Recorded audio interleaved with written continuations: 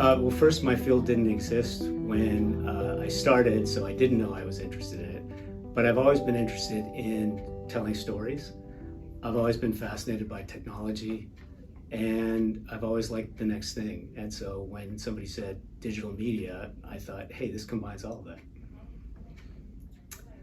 So one big strength is Gen Z does not recognize hierarchy. And when generations past have a really strong sense of hierarchy, like I'm down here, you're here, and you're up here. And I think the ability through social media and through online media to like communicate with anybody at any time, to DM somebody famous, I think it's given Gen Z the sense that they can be anybody or talk to anybody at any time. That's a huge piece of power. The second thing is they speak media as a first language, so they're very savvy about the content they consume. And so speaking it fluently, I think, is different than, let's say, me, who obviously has to speak it as a second language. And although I feel like I'm very fluent, it still is a second language because I wasn't born with it. So being born with it and immersed in it, it's just much more fluid. And I give the same advice to my kids who went to college, and they too tend to be introverted, is just get over yourself, participate in everything, join everything, do everything. Because the thing you don't realize is when it's past, it's done, and you cannot go back and do it again. So, I majored in political science, and I majored in political science for one reason. I'd never heard of it. It sounded cool. Political and science, what could be more fun than that? I actually think it really, if you have something specific that you know you're passionate about and want to do that requires a certain educational background, then do that. And if you don't, and I can tell you as someone who's hired a lot of people, if you learn how to write, if you learn how to think, if you are curious, if you learn how to persuade people, and if you learn how to get along with people, and you got that out of college, that's all you need. So it really doesn't matter. I think the best decision I ever made was I was working in a law firm. I walked out the door and said, I'm going to be a writer. And I sat down and I tried to be a writer, and I actually was semi-successful, but not enough to feed myself. And I lived around the corner from Fox Film Corporation.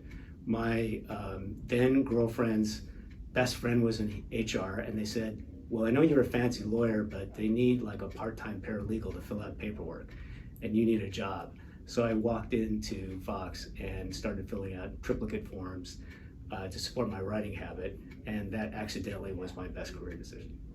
I think my first one, and I was thinking about this, was in college I was a reporter for the Daily Bruin, which is the college newspaper, and I love writing and I love reporting, and I quit because I was just too immature to work at anything consistently. So that was a huge mistake. So I would say that was mistake number one. Mistake number two, I've got 20 or 30, but I'll just go through three. Mistake number two, I started working on a project with Matt Groening, the creator of The Simpsons, and he introduced me to a guy who was the head at that time at animation at Fox. And that guy and I became good friends. And he came up to me and said, this was after the project was done, hey, I really like working with you. I'm on a stealth basis, I'm starting my own company. Would you come with me and be my partner? It's going to be a movie animation company. And I thought, movie animation? Nah, I don't think so. I think I'll pass on that. And that turned out to be a company called Illumination Films, which was behind Despicable Me and many, many other movies. I would have been a multi-hundred millionaire many times over. So that was a big mistake. The third mistake was just as bad. I found myself randomly as the CEO of an esports company. I don't even like video games, so I won't get into how I got there. But I was a CEO, and we hired this young kid. He was from Nebraska. He ran a server farm in Nebraska, and he called himself DJ Wheat. That was his handle. His real name was Marcus. And all he wanted to do was a video game. He was obsessed with video games. So he would sit down in the basement, and he would sit in a beanbag, and he would project video games, and then he would announce them like he was a sports announcer. And I would go, what are you doing? And he goes, why don't you put this on camera? So I got it set up like this, although we didn't have an iPhone, I think it was a camera, and a little something called a TriCaster, which allows you to mix video and audio together.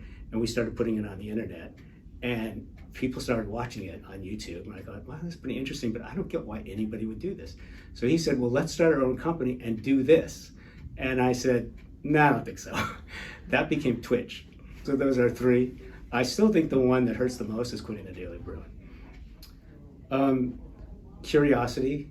I'm a really, really curious person, so I get really excited about something. I would say second is I'm pretty organized and persistent about asking a lot of questions. So I really try to like dive a level deeper into things. I think a third thing is I have a good mix of being able to think from the big conceptual down to the granular.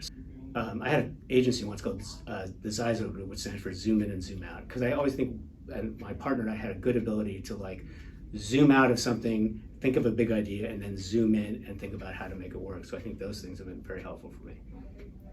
And being an introvert has been helpful and hurtful, but the helpful side is I think I have a good gut feel for what people are interested in, and that's really helped me in my, being in the entertainment business. First is to know that if you don't make a decision, and if you've ever worked with somebody who can't make a decision or is very slow about making decisions, so knowing that not making a decision can do more harm than making a wrong decision. Secondly, being around long enough to know that making wrong decisions is inevitable, and so you're going to make some wrong decisions, just make it. The third thing is taking the time to ask questions, and this is something I wasn't good at when I was younger, which is asking myself, do I really understand this, or do I need to ask more? And sometimes people are talking or giving you information, and you're kind of like in one ear out the other, and at the end you feel pressured to make a decision, but you really haven't understood everything you need to understand to make that decision.